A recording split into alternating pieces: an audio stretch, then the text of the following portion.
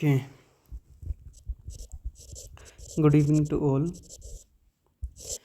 जैसे कि मैंने अभी थोड़ी देर पहले वीडियो एक अपलोड भी करी थी, जिसके अंदर मैंने कहा था कि हम टॉपिक वाइज टॉपिक काफ़ी सारे करने वाले हैं। मैं सोच रहा हूँ ज़्यादा लंबी वीडियोस थोड़ी बनाई जाती हैं, जिससे एक बार में आप देखो और उन सबको कवर करो। तो मैं काफ़ी सारे टॉपिक एक साथ लाने वाला हूँ, जिसमें सबसे पहले आज का टॉपिक मैं स्टार्ट कर रहा हूँ। कौन सा? Ministry and department. इस क्वेश्चन के अंदर सबको पता है कि क्या आता है। हो सकता है मैच करने को हो जाए कि कौन सा डिपार्टमेंट जो है किस मिनिस्ट्री के अंदर है। मैं ऑलरेडी अभी शिमला में ही हूँ, छोटा शिमला। तो एक्चुअल में जितने भी जो मिनिस्टर और जो कह सकते सेक्रेटरीट है, सब चीज़ यहीं पे है। तो लगभग मेरे पीजी के आसपास से ही है। और जिस रोड से, मतलब मॉल रोड से मैं डेली होकर गुजरता हूँ, छोटा शिमला से शिमला, तो उसी के बीच लगभग सबके रेजिडेंस हैं। सीएम निवास लगभग मैं हर दिन देखता हूँ। तो और यहीं के आसपास ही छोटा शिमला में सभी जो मिनिस्टर हैं, जो भी कैबिनेट मिनिस्टर रैंक के हैं, सबको क्या है रूम वगैरह एलोकेट हुए हैं। तो काफ़ी अच्छे रूम्स होते हैं इनके, टाइप 7 वगैरह होते हैं जैसे। तो हम बढ़ते हैं कि किसको कौन कौन सा डिपार्टमेंट मिला है। किसी प्रकार की कोई दिक्कत होती है, गलती होती है, तो आपने बताना है सर, ठीक है। तो सबसे पहले आपने कुछ नहीं करना, आपने भी अपना नोटबुक और पेन निकालनी है और साथ साथ लिखो सुखविंदर सिंह सुक्खू जी। ये सबको पता है कि सीएम भी हैं। सीएम तो है चीफ मिनिस्टर। एक्चुअल में क्या होता है, जो बड़े जैसे स्टेट हैं, जैसे यूपी वगैरह है या फिर मध्य प्रदेश है, यहाँ पे क्या होता है, जैसे काफ़ी सारे एमएलए हैं। जैसे विधानसभा की 400 सीटें वहाँ पे है, यहाँ तक कि लोकसभा की 80 सीटें हैं। तो काफ़ी ज़्यादा बड़ा स्टेट है। और बड़ा स्टेट होने की वजह से वहाँ पे जो मंत्री हैं वो भी थोड़े ज़्यादा होते हैं। जैसे कि एक रूल भी रहता है कि 15% से ज़्यादा मंत्रिमंडल भी नहीं होना चाहिए।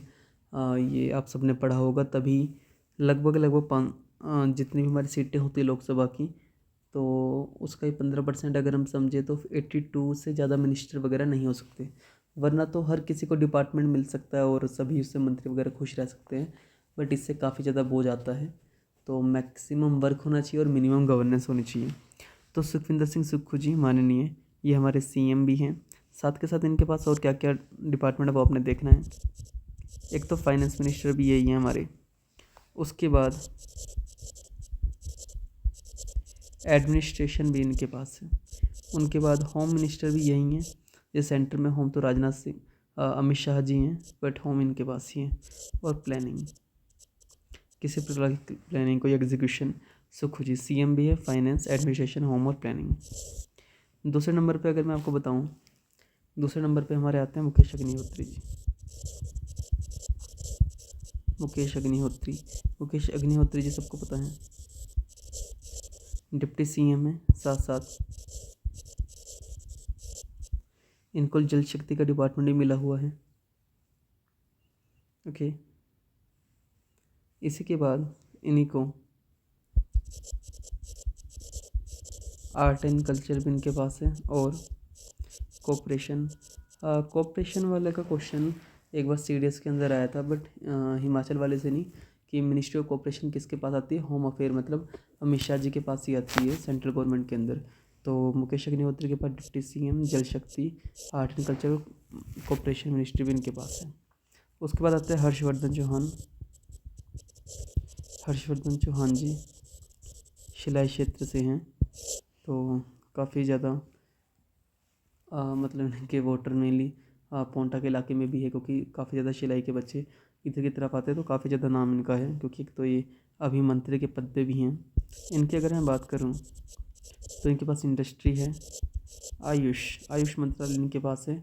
आधे बच्चे सोचते हैं आयुष है क्या, आयुष एक नाम नहीं है, फुल फॉर्म है। जैसे लाइक आयुर्वेदा, यूनानी, योगा, यूनानी, सिद्धहस्त, होम्योपैथी, इस तरह से होता है। तो इंडस्ट्री, आयुष और पार्लियामेंट्री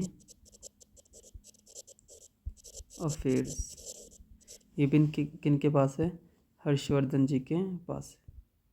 ओके डन, ठीक।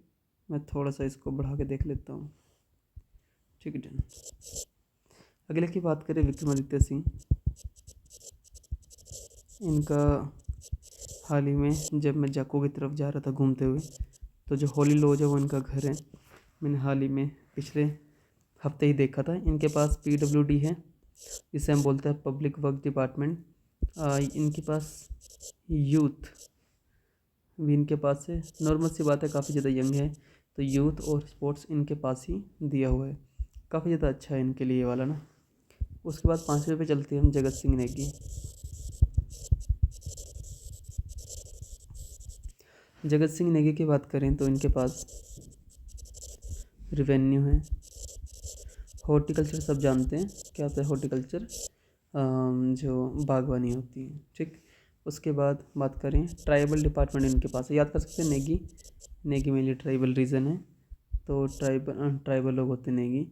तो ट्राइबल डिपार्टमेंट भी इनके पास है, जगत सिंह नेगी के पास रिवेन्यू भी, हॉर्टिकल्चर और ट्राइबल डिपार्टमेंट। उसके बाद हम बात करें जगत सिंह जी के बाद, तो आप अनिरुद्ध सिंह के पास आइए। अनिरुद्ध सिंह के पास क्या है, रूरल डेवलपमेंट और क्या है, पंचायती राज भी। रूरल डेवलपमेंट और पंचायती राज भी किसके पास है, अनिरुद्ध सिंह के पास। उसके बाद बात करें रोहित ठाकुर।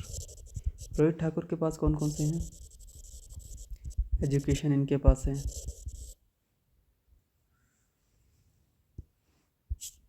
सिंपल आप एजुकेशन पढ़ो, ज़्यादा पढ़ोगे तो दिक्कत आएगी। सिंपल रोहित ठाकुर जी के पास क्या है, एजुकेशन है। काफ़ी बार इनका हम नाम देखते हैं कि कौन कौन से आएंगे कौन कौन से नहीं, तो एजुकेशन पढ़ो सिंपल, चाहे एलिमेंट्री हायर, ज़्यादा फ़र्क नहीं पड़ना चाहिए। टेक्निकल वगैरह सब इनके पास है। उसके बाद आते हैं हम किस पे, थोड़ा रंग चेंज कर लेते हैं, बोर हो गए होंगे आप। आइए अगले पे, ये है चंदेर कुमार के पास। इनके पास एग्रीकल्चर है और एनिमल हस्बेंड्री। एनिमल हस्बेंड्री कुछ नहीं, पशुपालन को बोलते हैं। एग्रीकल्चर खेती, एनिमल हस्बेंड्री, ठीक। हस्बेंड्री होता है पालन पोषण। उसके बाद अपना धनीराम शांडिल, काफ़ी ज़्यादा इनका नाम एक्टिव रहता है, धनीराम शांडिल जी। धनीराम शांडिल की बात करें, सबसे सिंपल हेल्थ इनके पास है, ठीक है। हेल्थ, फैमिली वेलफेयर, एक और कर लो अगर करना है तो। सोशल जस्टिस भी किसके पास है, धनीराम शांडिल के पास है। लेबर एंड एम्प्लॉयमेंट भी किसके पास है, आपका धनीराम शांडिल जी के पास है। तो पहला टॉपिक आपको शायद समझ आ गया होगा, सुन लो। सुखू जी, मुकेश अग्निहोत्री, हर्षवर्धन चौहान, विक्रमादित्य सिंह, जगत सिंह नेगी, ऋतु सिंह, रोहित ठाकुर, चंद्र कुमार और धनीराम शांडिल। तो ये सब के हमारे मिनिस्ट्री ऑफ डिपार्टमेंट, जो कि मैंने पहला टॉपिक कहा था, ये हमारा क्या हो गया, पूरा भी हो गया है, ठीक। इसके अलावा एक दो टॉपिक अगर मैंने नहीं लिखवाए तो मैं ऐसे बता देता हूँ आपको। जैसे आपने इसके अलावा क्या पढ़ना है, ये तो आप सबको पता है कि लोकसभा की 4 सीटें हैं और राज्यसभा की कितनी हैं, 3। ये बाद में पढ़ेंगे जब गठन के बारे में पढ़ेंगे। आज आप ये पढ़ सकते हो कि HP के GI टैग भी कर लो आप साथ साथ। जैसे सबसे पहले कुल्लू शॉल को मिला 2004 में, फिर चंबा के रुमाल को मिला 2007 में। उसके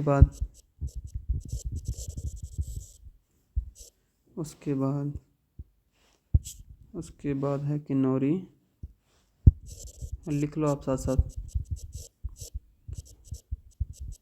हिंदी में पता नहीं कैसे लिखते हैं, शॉल। किन्नौरी शॉल को मिला कब, 2008 में।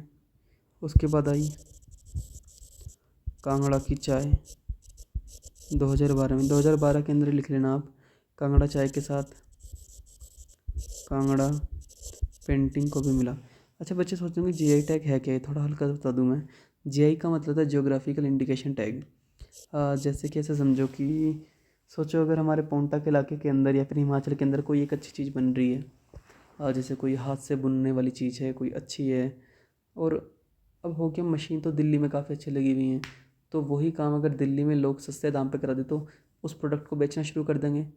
बट एक्चुअल में जो उसका ओरिजिन हुआ है वो तो हिमाचल में हुआ है, तो हिमाचल की वो चीज़ बन भी कहाँ रही है, दिल्ली में बिक भी कहाँ रही है, दिल्ली में या पूरे वर्ल्ड में, बट उससे नाम भी कहाँ का हो रहा है, दिल्ली के लोगों को फ़ायदा हो रहा है, बट होना कहाँ चाहिए, जहाँ से वो ओरिजिन हुआ है, जहाँ के जो मूल लोगों ने उसको डिस्कवर करा है। तो इसके लिए जीआई टैग करते हैं, तो वो जो चीज़ है उसका जीआई टैग अगर उसे मिलता है तो उसका प्रोडक्शन और उसका रख रखाव और उसे भी मेंटेन और बेचने वगैरह काम जो लिंक होता है वो उसी राज्य से हो जाता है, जिससे कि वहाँ के जो कारीगर है वो फेमस होते हैं और उनकी जो आय का साधन है वो भी बढ़ता है। ठीक है, तो समझ आ गया कांगड़ा चाय कांगड़ा पेंटिंग 2012 में। फिर करो आप, काला जीरा को मिला था 2019 में। ठीक, काला जीरा बोलेंगे सर कहाँ से आ गया, किन्नौर का है।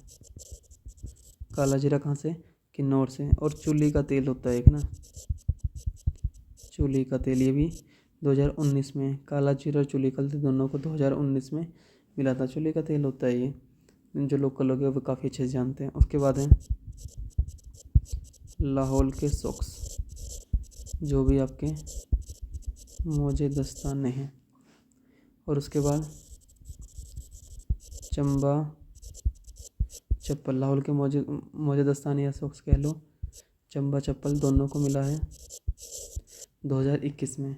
तो फिर से समझते हैं, कुलशल 2004, चंबा रुमाल 2007, किन्नौरी शॉल 2008, कांगड़ा चाय 2012, कांगड़ा पेंटिंग 2012, काला जीरा चुली कल 2019, लाहौल के सॉक्स मुझे दस्ताने और चंबा चप्पल 2021।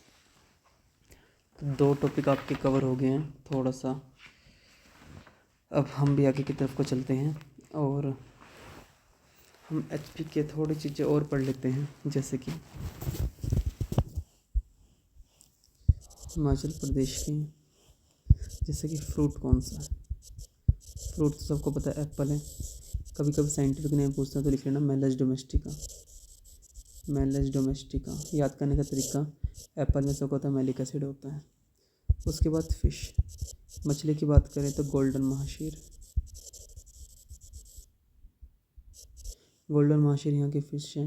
इसका साइंटिफिक नेम है टोर पुटिटोरा। मैं साइंटिफिक नेम काफ़ी ज़्यादा पढ़ता था पहले, तो तब मुझे थोड़ा ध्यान भी है। टोर पुटिटोरा गोल्डन महाशीर फ़िश। उसके बाद बात करें एनिमल की, सबको रटा हुआ है स्नो लेपर्ड, बर्फानी तेंदुआ।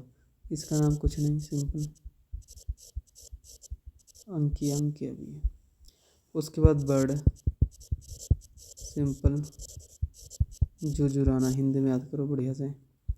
वैसे इसका नाम क्या है, ट्रैगोपन। और अगर साइंटिफिक नेम करना ना, ट्रैगोपन मेलेनोसेफलस। ऐसे क्वेश्चन आ जाते हैं कभी कभी, कुछ नहीं पता लगता।